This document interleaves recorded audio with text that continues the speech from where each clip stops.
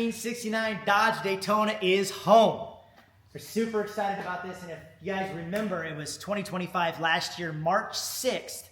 We look back on the videos, and we picked up this car in Oklahoma from Dalton. And it was petty blue at that time. It was the wrong color. This is the original color.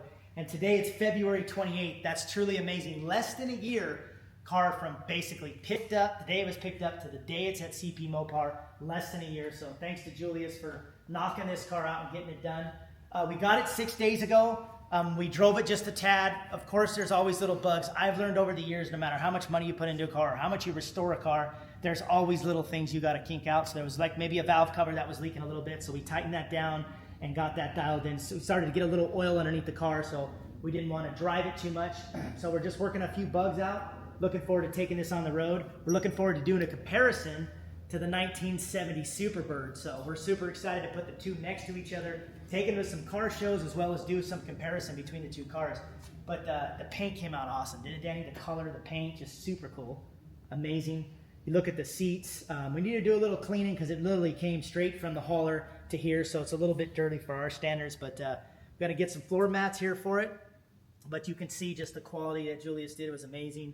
Bringing this car back from what it was is just truly amazing. I always love the transformations when you see these cars when they come out of like barn finds or garages and you see them when they're done.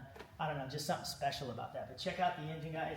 Pretty awesome. Now this one, special too about this one is it's numbers matching car, which you guys know is just super rare to find. So it's numbers matching with a warranty transmission with no numbers, so as close as it can get on the transmission. And obviously the engine is the real deal, numbers matching. So that's super cool about the car. Again, hard to find, right? The tins are hard to find, right? So that's a slightly used tin there that we found, but in fantastic shape. Put the washer on there and make it as correct as possible. You know, we like to bring these things back to their originality. Obviously, we got the Survivor. You guys have been hearing us talk about that, but so we try to take some of the cool stuff and bring it back. The other thing, too, as we always do, as you guys know, is the license plate. We got the 1969 black and yellow license plate on the car.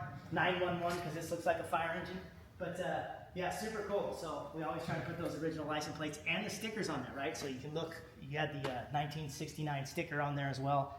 So just super pumped about this car. Again, we got to get a little detail. It's a little dirty from the road trip, but couldn't be happier. What a car, man. We got a Daytona at CP Mopar. It's always been a goal to have a Daytona, right? Who wouldn't want one? And to have the Bird and the Daytona, it's going to be something special to cruise both of these wing cars down the road. And why don't you share a little bit about the Daytona, Danny?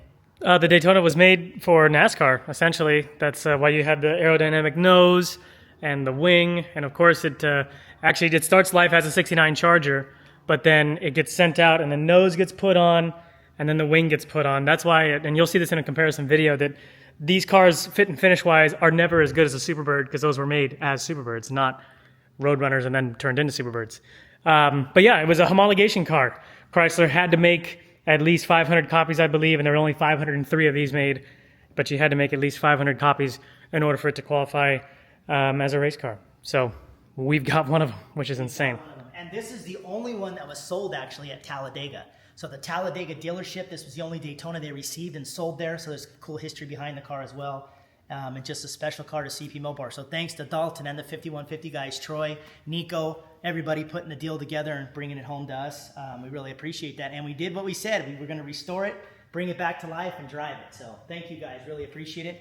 More to come on the Daytona. Hopefully you guys enjoyed it. And stop by and see us. Thanks, guys.